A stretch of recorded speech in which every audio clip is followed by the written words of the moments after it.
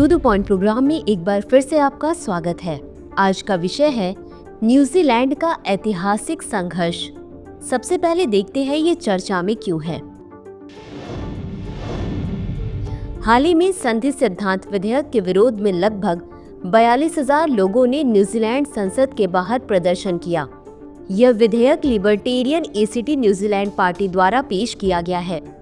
इस विधेयक को प्रदर्शन करने वाले लोग माओरी लोगों के अधिकारों को नुकसान पहुंचाने वाला मानते हैं। चलिए अब जानते हैं माओरी कौन है। माओरी न्यूजीलैंड के आदिवासी लोग हैं जिन्हें तांगाता वेनुआ यानी जमीन के लोग कहा जाता है। इनके पूर्वज लगभग 1300 ईस्वी में पूर्वी पोलिनेशिया से आए थे और उन्होंने अनूठी भाषाओं, परंपराओं और सामाजिक संरचनाओं वाली समृद्ध संस्कृति विकसित की। ऐतिहासिक रूप से माओरी शिकार और संग्रहण में संलग्न थे, जिसमें मौआ पक्षी जैसे संसाधनों पर निर्भरता थी।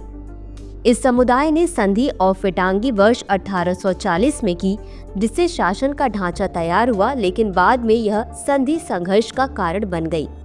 वर्तमान में न्यूजीलैंड में 9,78,246 माओरी हैं, जो 5.3 मिलियन की आबादी का लगभग 19% है। माओरी पार्टी संसद में 130 सीटों में से 6 सीटों पर काबिज है। चलिए अब जानते हैं संधि ऑफ विटांगी क्या थी। 6 फरवरी 1840 को यह संधि ब्रिटिश क्राउन और लगभग 500 माओरी प्रमुखों के बीच हस्ताक्षरित हुई। यह संधि न्यूजीलैंड का संवैधानिक दस्तावेज बनी और इसे आधिकारिक रूप से ब्रिटिश उपनिवेश बना दिया गया। यह संधि 2 संस्करणों में थी, अंग्रेजी और माओरी भाषा, जो इस बात पर भिन्न थे कि माओरी प्रमुखों ने ब्रिटिश क्राउन को कितने अधिकार सौंपे। 1840 के बाद के दशकों में ब्रिटिश क्राउन ने माओरी भूमि का 90% हिस्सा हड़प लिया।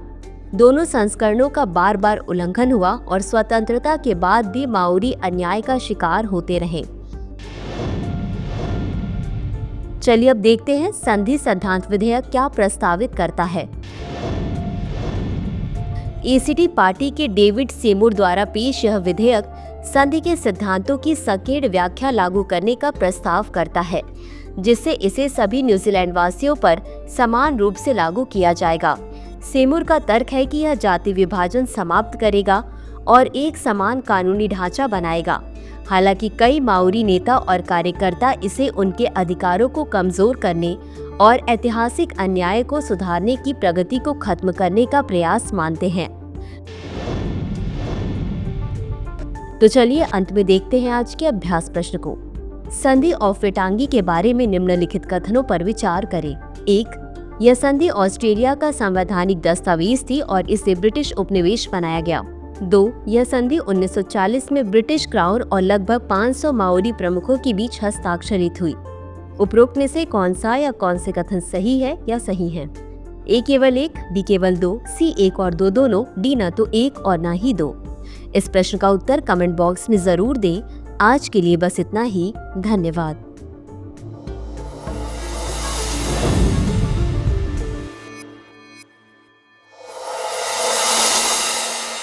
डियर व्यूअर्स, अपने एग्जाम की तैयारी को और बेहतर करने के लिए हमारे चैनल को लाइक, शेयर और सब्सक्राइब करना न भूलें।